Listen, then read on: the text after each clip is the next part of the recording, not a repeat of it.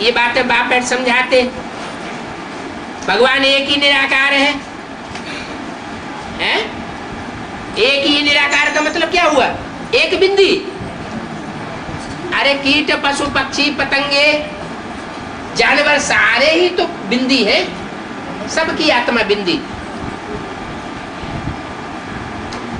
सबकी बिंदी आत्मा है, तो सब निराकार हो गए।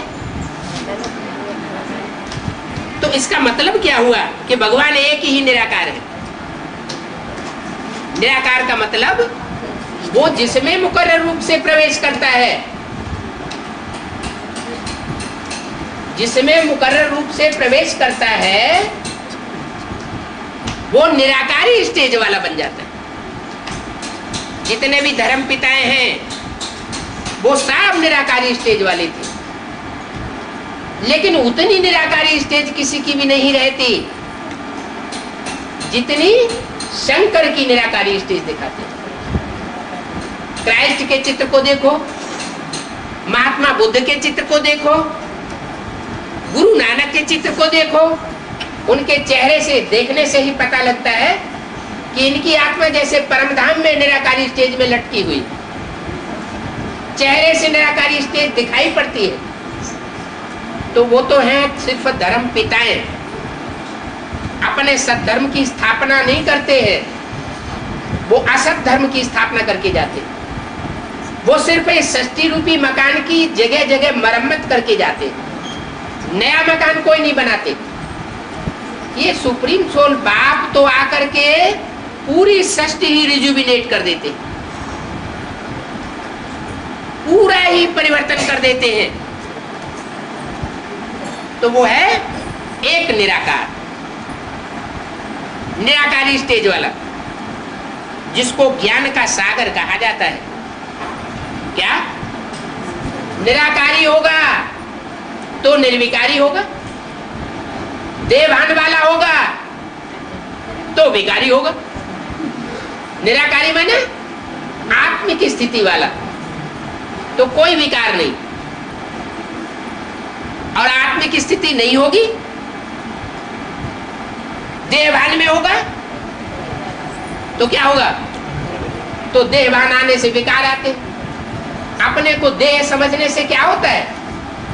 अपने को देह समझने से, दूसरे को देह देखने से काम, क्रोध, लोभ, मोह, अहंकार, ये 5 विकार पैदा होते। अगर अपन को भी बिंदी आत्मा समझे और दूसरे को भी बिंदी आत्मा के रूप में भ्रकुटी में देखे, ये प्रैक्टिस पक्की करें, तो ये 5 विकार उड़ जाएंगे। तो जो निराकारी होगा वो निर्विकारी भी होगा, निर्विकारी होगा तो निरहंकारी भी होगा। ये परमात्मा की विशेष पहचान है। क्या? निराकारी, निर्विकारी और निरहंकारी। लेकिन वह एक ही है जो निराकारी, निर्विकारी और निरहंकारी होता है। उसको ज्ञान का सागर कहते हैं। क्या? वो निराकारी तो है, बिंदी तो है, उसको कोई संकल्प करने की दरकार नहीं है, फिर भी वो ज्ञान का सागर है। ज्ञान का सागर है और पतितों को पावन बनाने वाला है। उसको पतित पावन कहा जाता है। क्या? जिसके अंदर कोई भी प्रकार के संकल्प विकल्प न चले, वो ही पतितों को पावन बनाने वाला निराकार परमात्मा है। तो बोला सर्व को पतित से पावन बनाने वाला वो बाप है।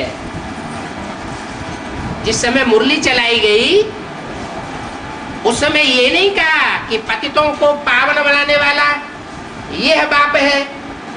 माने ब्रह्मा की तन में माउंट आबू में वाणी चलाई गई ना, तो उस समय नहीं कहा कि यह बाप है। क्या कहा? वह बाप है, माने दूर कर दिया। भविष्य में वो पार्ट प्रत्यक्ष होने वाला। ब्रह्मा के रूप में अगर भगवान पतित पावन के रूप में प्रत्यक्ष हुआ होता तो ब्रह्मा की पूजा होती, ब्रह्मा के मंदिर बनते, ब्रह्मा की मूर्तियां बनती, लेकिन नहीं बनती, पूजा नहीं होती। इससे साबित होता है कि त्रिदेव में से जो ऊपर के स्टेज वाले दो देवताएं हैं, विष्णु और शंकर। शंकर को कहा जाता है महादेव। देव ब्रह्मा, देव विष्णु, देव देव महादेव। माना वो सबसे ऊंची हस्ती है, देवताओं में भी सबसे ऊंची हस्ती है। उस ऊंची हस्ती में ही सुप्रीम सोल प्रवेश करता है और प्रवेश करके पतितों को पावन बनाता है।